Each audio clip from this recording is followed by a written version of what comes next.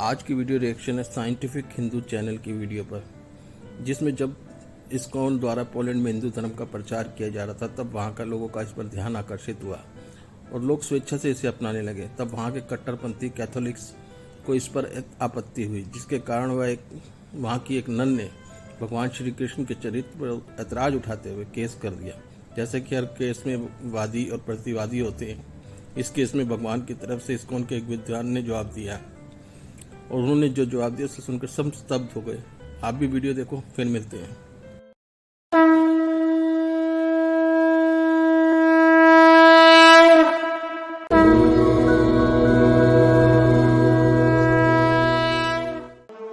भगवान की बनाई यह रंग बिरंगी दुनिया बेहद निराली है।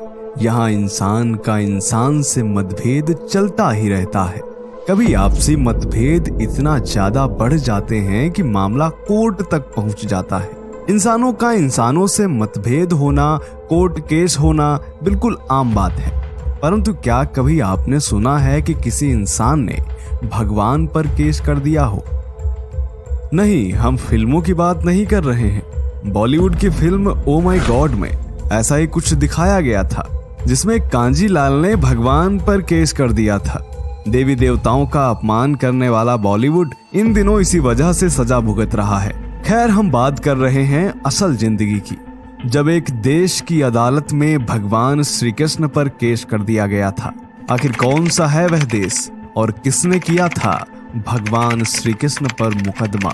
आखिर क्या हुआ था जब इस मुकदमे की सुनवाई हुई? सुनवाई के दौरान भगवान की तरफ से कौन कोर्ट में हाजिर हुआ? और आखिर जब इसका फैसला आया तो कैसे एक देश के साथ साथ पूरी दुनिया हिल गई?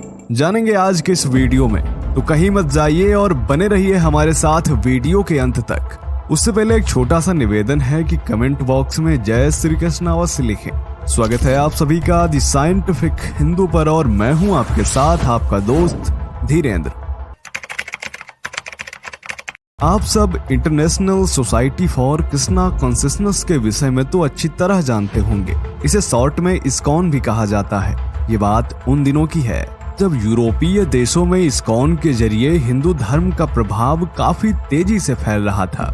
उन दिनों अमेरिका, रूस, ऑस्ट्रेलिया सहित तमाम देशों में नागरिक रोजाना हजारों की तादाद में इस्कॉन संस्था से जुड़कर हिंदू धर्म अपना रहे थे। भगवत गीता के प्रचार प्रसार के कारण कृष्ण भक्तों की संख्या लगातार बढ़ती जा रही थी। विदेशी सड़कों पर मृदंग व हारमोनियम पर हरे कृष्ण नाम संकीर्तन में लोग स्वतः ही शामिल होकर नाचने लगते थे। तमाम लोग ईसाई धर्म छोड़ रहे थे। यह सब देखकर कट्टरपंथियों के सीने पर सांप लौटने लगे थे। इस्कॉन विरोधियों का रोम रोम जल रहा था।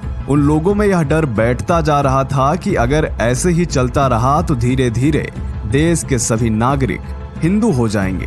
परंतु समस्या यह है कि अगर इस्कॉन को रोका जाए तो कैसे रोका जाए? और आखिरकार पोलैंड की राजधानी वॉर्सो में एक नन से यह सब बिल्कुल सहा नहीं गया।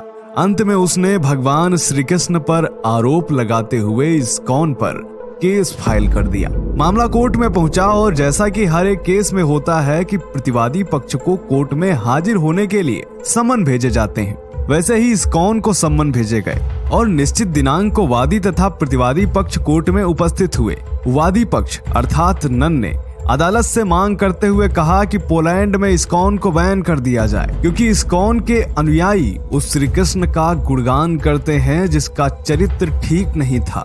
नन ने आगे कहा कि गोपियों संग उनकी रासलीला के चर्चे काफी मशहूर हैं और यह सब मैं जुबानी नहीं कह रही हूँ। इनकी किताब में यह सब विस्तार से लिखा हुआ है कि कैसे कृष्ण किस तरह गोपियों को तंग करते थे। जो गोपियां पानी भरने जाती थीं, श्री कृष्ण उनकी मटकी फोड़ देते थे। नहाती हुई गोपियों के कपड़े उठाकर पेड़ पर बैठ जाते थे। बांसुरी की धुन पर सैकड़ों गोपियों को एक साथ नचाते थे। इसके अलावा रासलीला का वर्णन तो ऐसा ही है कि पूछो ही मत। हजारों गोपियों के साथ श्री कृष्ण एक ही समय में नाचते थे। यही नहीं, श्री कृष्ण के बारे में यह भी कहा जाता है कि श्री कृष्ण ने 16,000 औरतों से शादी की थी।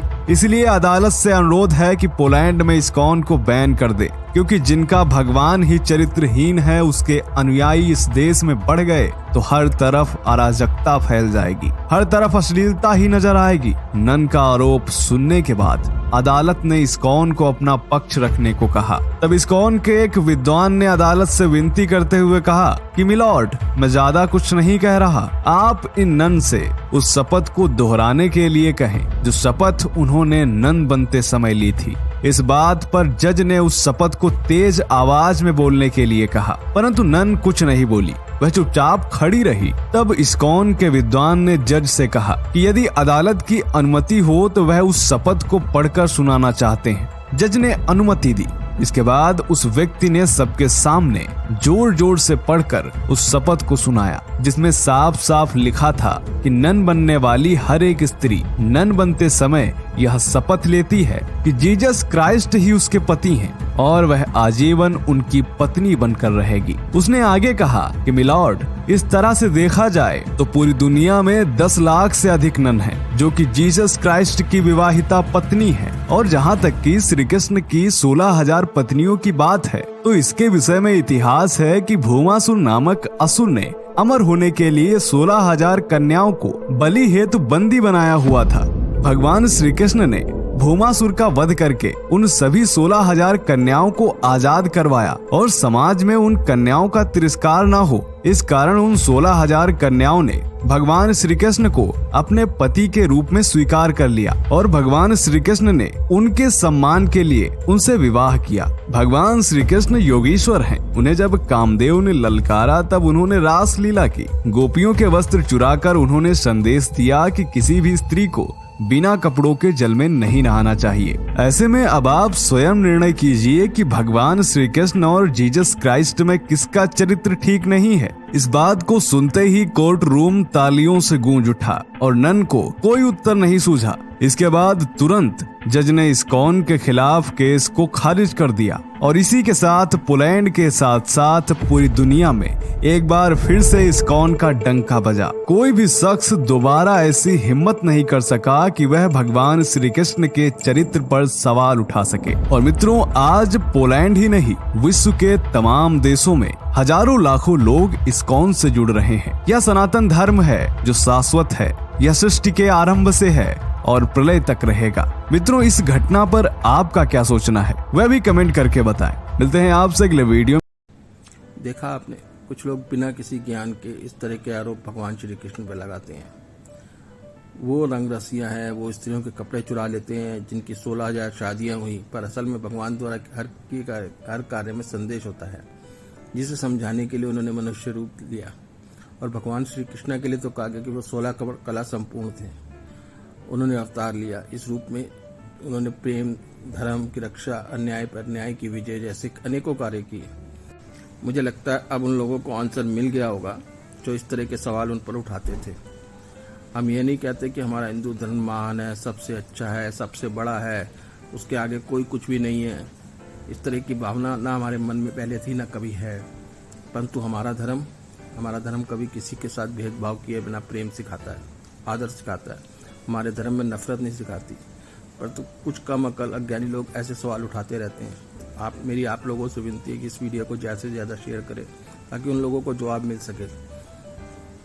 अगर वीडियो पसंद आए तो लाइक करें, शेयर करें, सब्सक्राइब करें, कमेंट करें।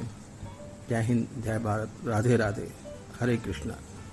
छोटी सी बात फिर दोहराऊंगा मैं, आप लिख सकते हैं तो लिखिए, अगर बोल सकते हैं तो बोलिए, और चिल्ला सकते हैं तो चिल्लाइए, और अगर इन तीनों कामों को भी नहीं कर सकते तो जो चिल्ला रहा है उसके साथ खड़े हो जाइए।